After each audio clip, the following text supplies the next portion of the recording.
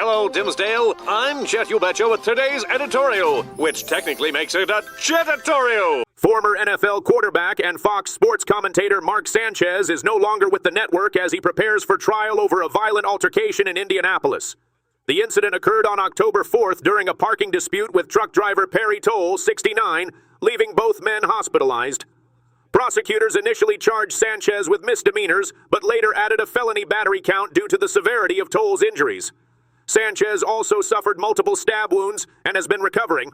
His brother called Fox's move disappointing, but said Sanchez remains focused on healing. The former Jets' first-round pick faces up to 6 years in prison if convicted. Tolle has separately filed a civil lawsuit against Sanchez and Fox Corporation.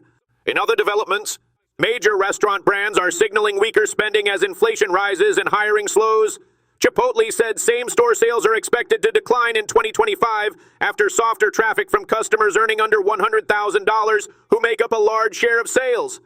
Sweetgreen reported nearly a 10% same-store sales drop, with the 25 to 35 age group hit hardest, especially in key regions like the Northeast and Los Angeles.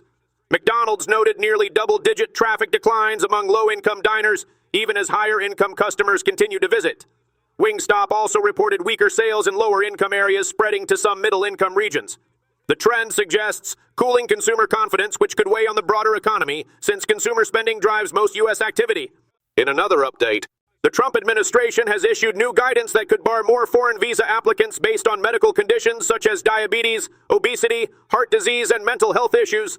The directive sent to U.S. consular officials instructs officers to judge whether applicants may become a public charge by requiring costly long-term care or relying on government support. Experts say this significantly broadens prior health screenings, which mainly focused on communicable diseases. Officers are also asked to consider applicants' age, financial ability to cover medical needs, and the health of dependents. In other developments, Coldwater, Kansas, Mayor Jose Joe Ceballos, 54, who just won re-election, has been charged with voting illegally in multiple elections.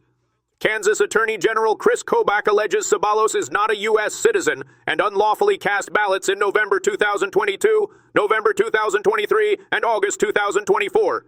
He faces 3 counts of voting without being qualified and 3 counts of election perjury. Ceballos is a legal permanent resident, but Kansas law requires voters to be U.S. citizens. Local officials say they are cooperating with the state to ensure transparency and maintain public trust.